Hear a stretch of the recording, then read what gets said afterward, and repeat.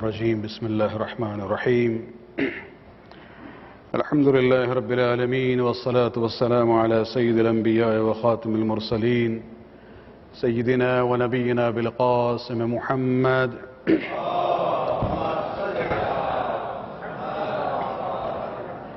وعلى أهل بيته الطيبين الطاهرين المعصومين الذين أذهب الله عنهم الرجس وطهرهم تطهيرا.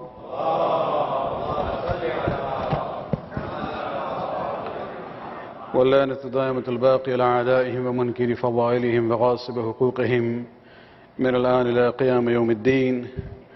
أما بعد، فقد قال الله سبحانه وتعالى في كتابه الكريم: يؤتي الحكمة من يشاء ومن يؤت الحكمة فقد أوتي خيرا كثيرا وما يذكر إلا أولو الألباب. صلوات عليك.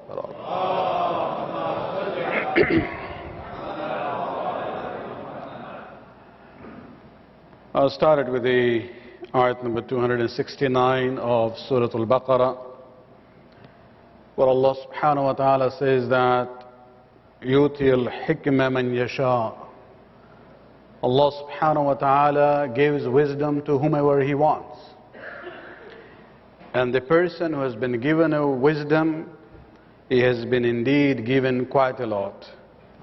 And this is a reality that only people who have intelligence can understand and appreciate.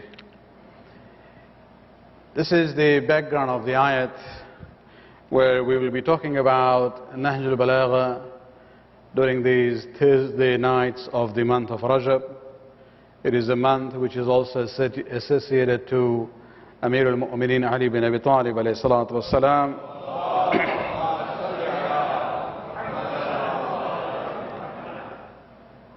When we look at the Prophet of Islam, one of the famous statements by which he introduced Ali was the hadith where he says, "Ana Madinatul Ilm wa Aliyun Babuha."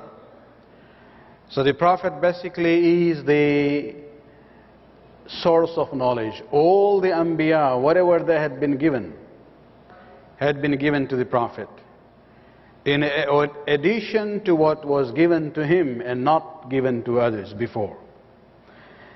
And Rasulullah is saying that if you want to have access to that knowledge and wisdom, you have to come through that gate, and that gate is Ali bin Abi Talib alayhi salatu wassalam.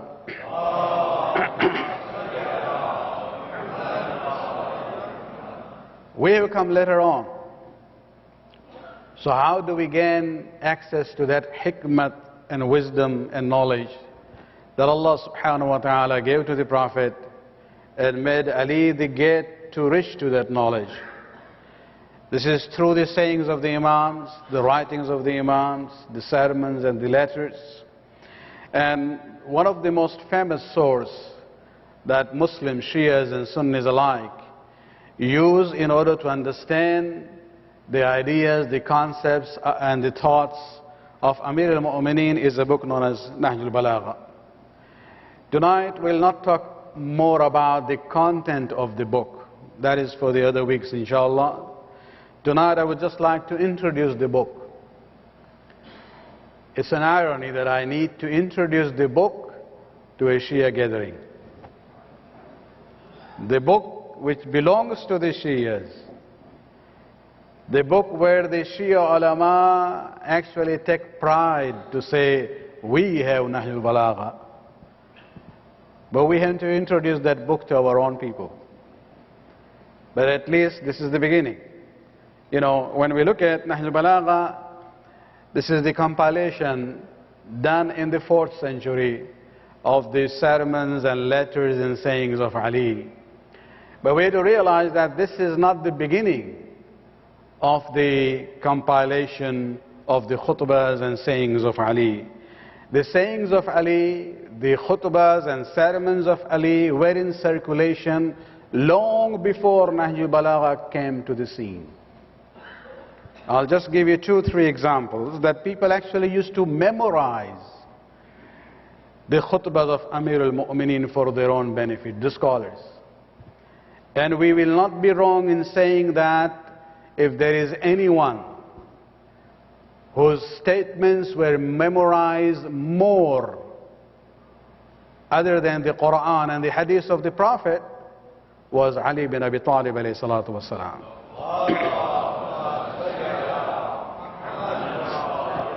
In the early 2nd century of the Hijrah, we have a person by the name of Abdul Hamid al-Katib.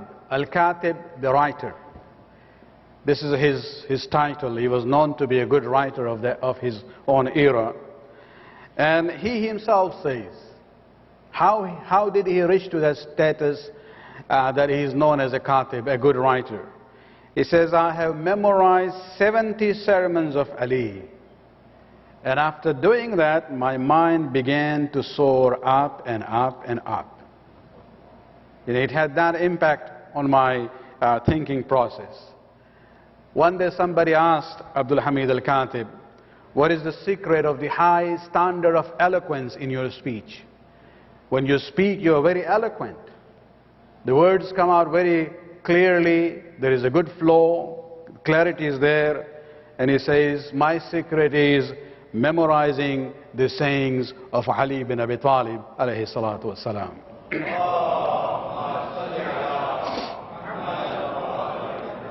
Another very known, orator and speaker of the early days of the Islamic history, Abdurrahman ibn Nubata, whose, statements and lectures, the speeches that he used to give, are even studied by the scholars now, those who are scholars of Arabic literature. And he himself confessed that the source of my intellectual and stylistic source, the best for that is Ali bin Abi Talib, where he says, I memorized 100 sections of the sayings of Ali, which proved to me as an everlasting treasure. You go to the third one, Al-Jahiz, whose book is considered to be one of the 4 principal sources of Arabic literature. Those are the mother books. You have to study there if you want to become an expert in Arabic literature. He was a man of letters and a literary figure of the 3rd century. He quoted in his book a very small statement of Amir al-Mu'mineen. And if we can see that on the screen, it's a very simple half a line. قِيمَةُ كُلِّ إِمْرَئٍ مَا يُحْسِنُهُ. Is it there? Just half a line. The worth of a person depends on the level of his knowledge. So if you really want to know the importance of a person and the worth of a person, Ali says you have to look at the level of the knowledge of that person. Al-Jahiz in his book, when he quotes this statement of Amir al-Mu'mineen, then he spends about half a page just praising this one small sentence.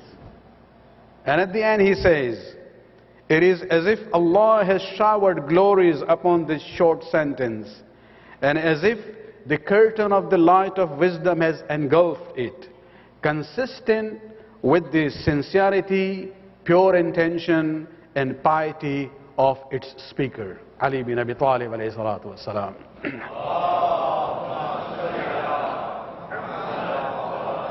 And so in spite of all the opposition done towards Ali by Banu Umayyah, they couldn't really put down his image as far as the source of hikmat, knowledge and wisdom is concerned.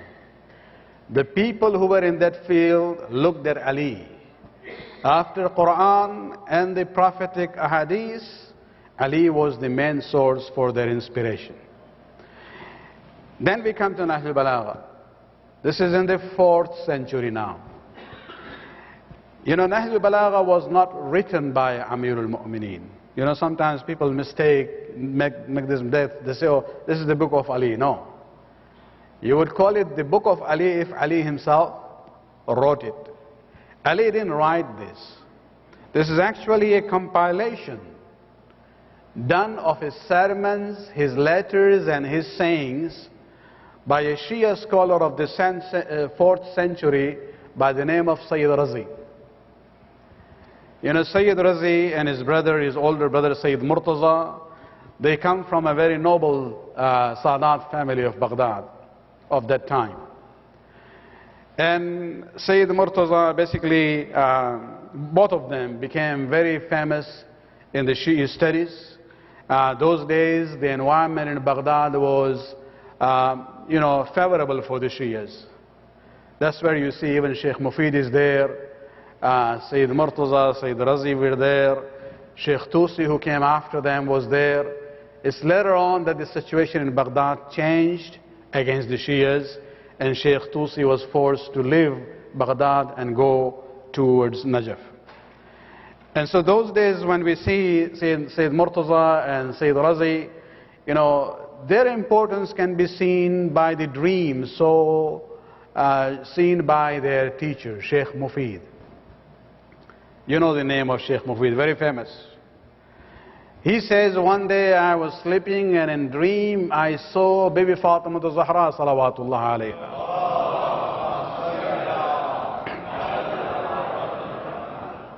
Sheikh Mufid, in the dream he saw baby Fatima Zahra coming with two small children, and she says, "Oh Sheikh, I would like you to teach my sons." When Sheikh Mufid woke up in the morning and remembered the dream, he was very surprised and very confused. What does it mean? The Fatima Zahra is coming with two sons, apparently, referring to Hassan and Hussein, and she's asking me to teach them? He didn't have to go through this confusion for a long time, because soon after that he saw a lady from the noble family of the Sadat coming with two children of her. This is the mother of Sayyid Murtaza and Sayyid Rizvi. She comes to Sheikh Mufid and she says, "Oh Mufid, oh Sheikh, I would like you to be the teacher of my sons." And this is where, even Sheikh Mufid gave special attention to Sayyid Murtaza and Sayyid Rizvi in their training and in education process. Salawat man Iqbal.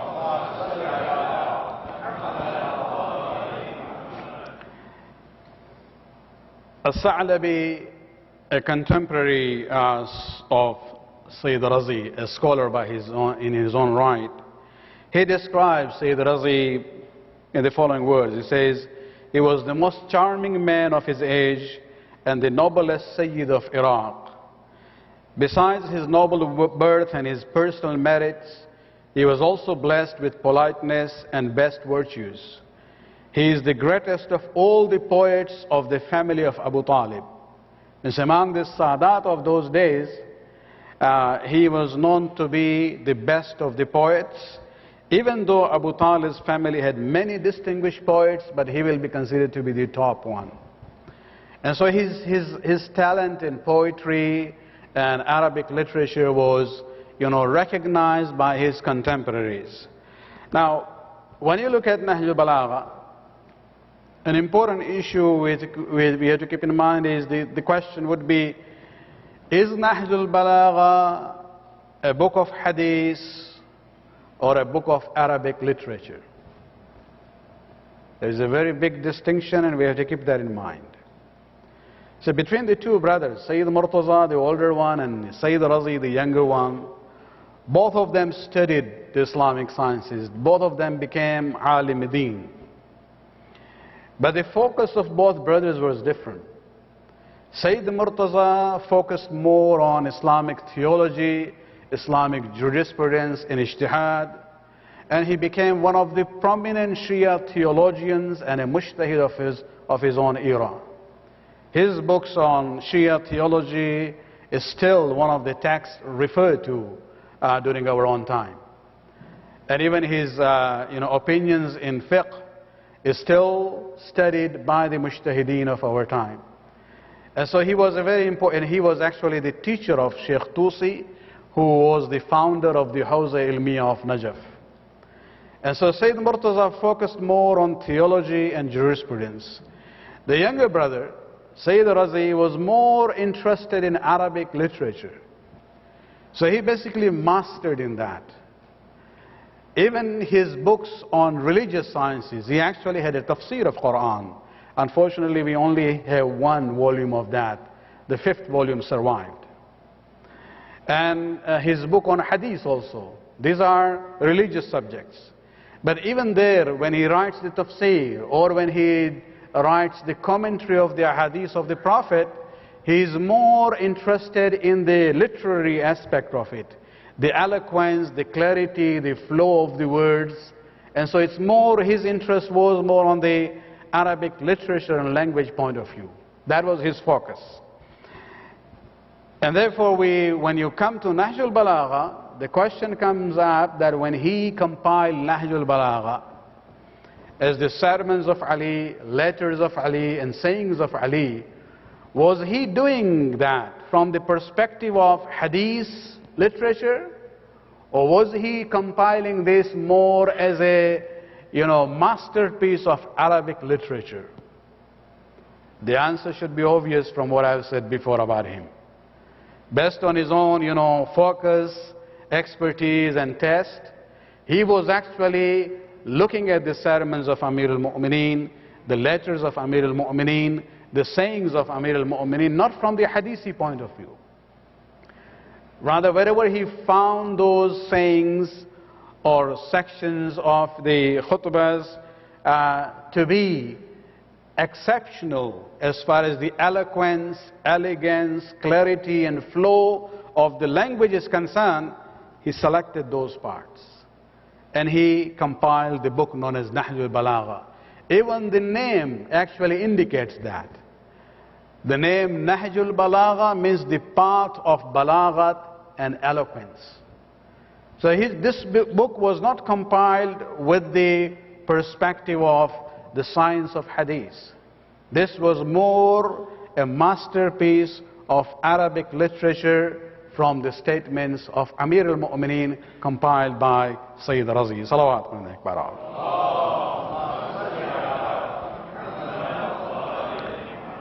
Why am I mentioning this issue of separating the perspective of hadith from a book of literature? Because when you write hadith, you have to give the source. You have to write the sanad. And you have to quote the hadith entirely from beginning to the end. And this is where you will see in Nahjul Balagha, Syed Rizvi did not feel necessary to give this sanad for the sermons and the letters and the sayings of Amir al-Mu'mineen. He doesn't, very rarely there he gives his source. Only in some places he does that. But most of the khutbahs and most of the letters and the sayings, he doesn't give you any sanad, no chain of narrators, no source for it. Because he was not compiling a book of hadith. And the other thing is that because he was looking at it more from a literary point of view and not hadithi point of view, he did not feel it necessary to give the entire, khutbah or letter. Yes, many of the khutbahs are complete, many of the letters are complete, but not all of them. Some places you will see he just gives a section of it. Some paragraphs from one khutbah which was a longer khutbah, but he only selected a passage or two from it, because he was looking at it from a different angle when compiling this book known as Nahjul Balagha. Just to give you an example, if you look at the next slide, don't worry about the writing, whether you can read or not. It's just the visual thing I would like to present to you there. On one column you have Syed Rizvi, he died in 406 after Hijrah. 2 generations before him you have Sheikh Saduq. He died in 381. If you look at the 3rd khutbah of Nahjul Balagha, which is known as khutbah Shiqshaqiyya, not Shaqshaqiyya, there's a mistake in writing there in the slide. Khutbah Shiqshaqiyya is the 3rd khutbah in Nahjul Balagha. It's a very famous khutbah of Amir al-Mu'mineen.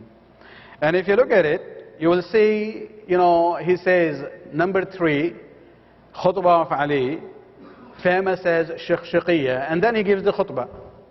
beginning with the words, أما والله لقد تقمصها فلان وأنه ليعلم أن محل منها محل القطب من الرحى. And then the khutbah goes on. You will look at the same khutbah on the second column there from Sheikh Saduq, who came before Syed Razi. He gives the same khutbah, which is known as khutbah Shikhshikhiya, but see, look at his style. Because Sheikh Saduq was a prominent muhaddis, a scholar of hadith. When he's compiling a book of hadith, he has to give the entire chain and the source. So you will see that in his, quotation of the khutbah, he starts with the sanad. حدثنا محمد بن علي ما جلويه عن عمه محمد بن أبي القاسم.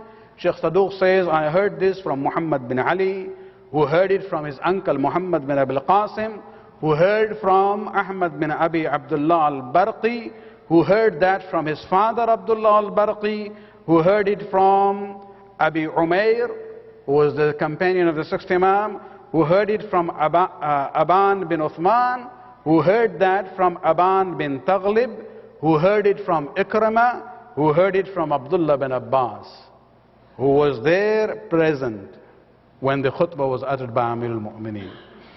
That's the difference between the method of compiling hadith and the method of compiling a book of literature. In the book of literature, you don't necessarily have to provide all the isnad and the sources, because your focus is more about the eloquence and flow and clarity of the language, and not necessarily the historical sources of that. This also gives you a window into this understanding. There are people these days who say, oh, Syed Razi compiled all these things, but we are not sure about it, because he doesn't give source. Well, he was not writing a book of hadith anyway. To blame him and say there is a deficiency in his work, well, he was not there compiling a book of hadith. He was compiling a book of Arabic eloquence and clarity of the language. That was not his purpose. But alhamdulillah, you can always look at most of the things which are there in Nahjul Balagha.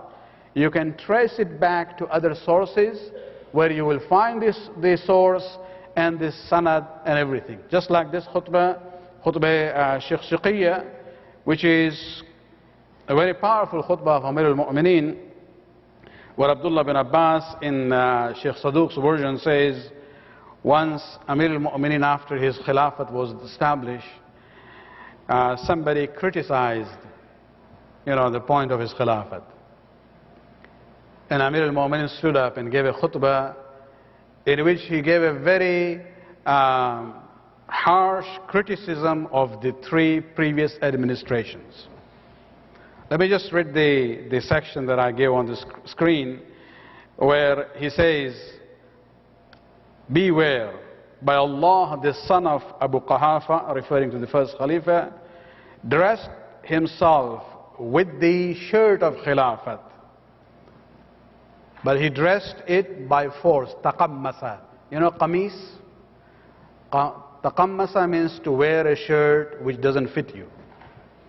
So Imam is saying, and referring to the first Caliph, that he dressed himself with that khilaf, with the robe of Khilafat, which didn't fit him, and he certainly knew my position in relation to Khilafat was same as the position of the axis in relation to the hand mill. These days we don't see that. The two stones where you grind the grain? You can't really move it until there is the pole or the axis in between. Otherwise it doesn't function. And Ali says, if you look at Khilafat, I am the axis of Khilafat. And then he says, the flood water flows down from me. Here he's using poetic language. He says, wisdom and knowledge flows down from me, and I am at a status where the birds cannot fly up to my level. But when I saw the situation, I put the curtain against the Khilafat, and kept myself detached from it.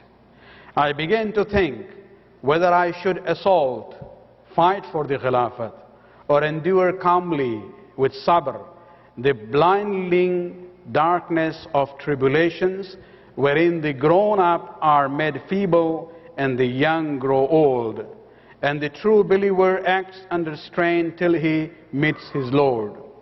I found that endurance thereon was wiser. I decided not to fight with sword for my Khilafat, rather I will exercise patience and sabr. So I adapted patience, although there was pricking in the eyes and suffocation in my throat. I watched the plundering of my inheritance till the first one went away, and then put the second one in his place. And then he talks about the second Khilafat, and then even more harsh words for the third administration and the mismanagement that the Khilafat went through. Salawat Parnaik.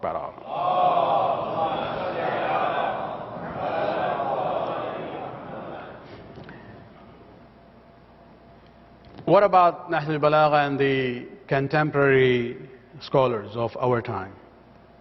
Just one statement, one or two. This is a book which became famous, and I believe that has to do quite a lot with the sincerity of Syed Razi. Although he didn't compile this as a book of hadith, but it was his sincerity which made that book so famous that after the Quran and the hadith of the Prophet, it is the most famous and well-known book among the Shias and the Sunnis. Among the Sunnis of our time, just about a century ago, there was a very famous Sunni scholar in Egypt by the name of Sheikh Muhammad Abdu. He is known as the reviver of the religious sciences and a reformer of his own time. He became the Grand Mufti later on, but during early days of his mission, he got in trouble with the government of the time and he was exiled to Lebanon. It's interesting that while he was in exile in Lebanon, where you have the presence of the Shias there, he became familiar with the book Nahjul Balagha. He didn't know that book before. And when he read it, he was so much impressed with it that he decided to, when he goes back to Egypt, that he will publish this book with his own footnotes in order to explain some of the difficult words of the book for the teachers and the scholars, so that when they teach this book to their students, it becomes an easy reference for them. And he did that. He published that book, and it is being republished again and again. And this is where we see that, in the preface of the book, he says, just one statement. He has a lot to say about Amir al-Mu'minin Nahjul Balagha, but just one statement where he says, no one among the Arabs can be found to deny that the sayings of Imam Ali bin Abi Talib are, next to the Quran and the Ahadith of the Prophet, they are the most noble, the most eloquent, the most abundant in knowledge, the most high in literary style, and the most comprehensive in profound thoughts. Salawat Parnaik.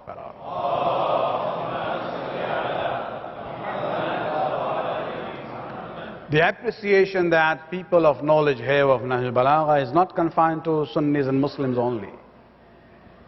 If you look at even the Christian Arab scholars, the reason why it is in Lebanon, many of these Christian Lebanese scholars know so much about Ali, because when they go into the poetry and literature of Arabic language, one of the things that they must study is the book Nahjul Balagha.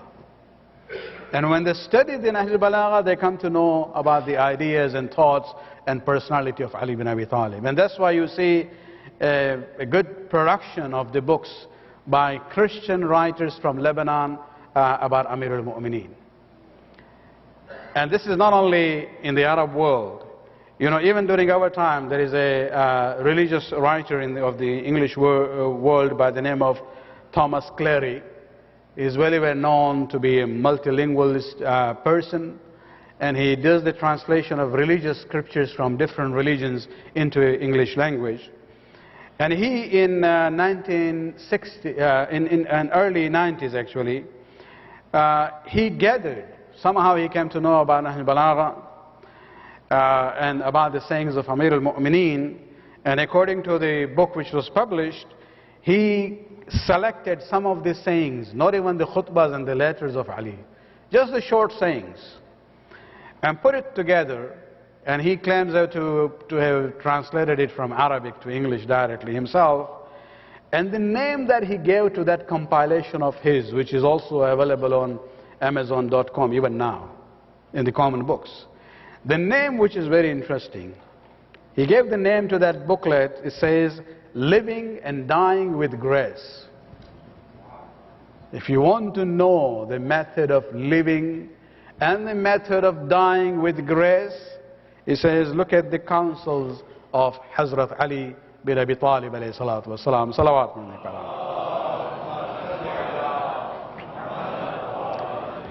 This was first published in Boston in 1996. And so, you know, after talking this much about Nahjul Balagha as an introduction to the book, the question I have is, you know, what are we going to do to familiarize ourselves with this great source of wisdom and knowledge, which is there in our homes, but which has not been really opened and studied? You know, what should we do? There's no more excuse that it's in Arabic.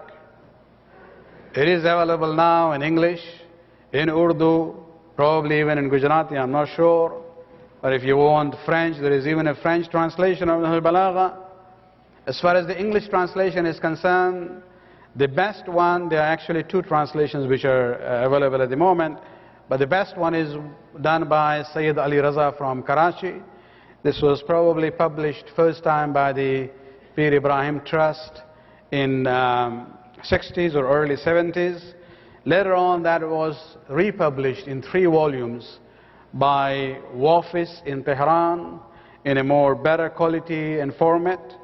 And later on, that, you know, that translation was used by Ansarian to come up with the 2 bulky volumes, where he has put the Arabic on one page and the English translation on the other. If you don't know Arabic, you don't really need to get that bulky 2 volumes. Just the English translation would be sufficient. Even the World Ahlul Bayt Assembly also has come up with a smaller version of the same translation in 1 volume. And so this book is available there, easily available to us. There's no more excuse of saying, you know, we don't know where to get it. And if you don't want to buy it, it is available online free. But it's not that easy to read all the time. If you have the book itself, it becomes more, easier. If you go to alislam.org, you will see that, you know, Nahjul Balagha is available online there. Although they have not used the entire translation from Sayyid Ali Raza, the 3rd section actually is from another translator who had worked on it from Hyderabad, India, earlier. One of the other books I would like to introduce is actually a kind of a thematic commentary, a brief commentary, subject-wise, by Shaheed Murtaza Mutahhiri, by the name of Glimpses of the Nahjul Balagha. He has tackled different subjects, and then he looks at the khutbahs and sayings of Amir al-Mu'mineen on those topics. Let me end with the words of Shaheed Murtaza Mutahhiri, where he says, you know, for how long we the Shias will be like the salesman who very, you know, strongly and aggressively promotes the perfumes that he is selling, but never ever opened the bottle and used it on himself. We talk about Ali, we say we would like to promote Ali to the whole world. We would like everyone to read Nahjul Balagha. The question is, when are we going to read Nahjul Balagha ourselves? And that is something we have to keep in mind all the time. Salawat.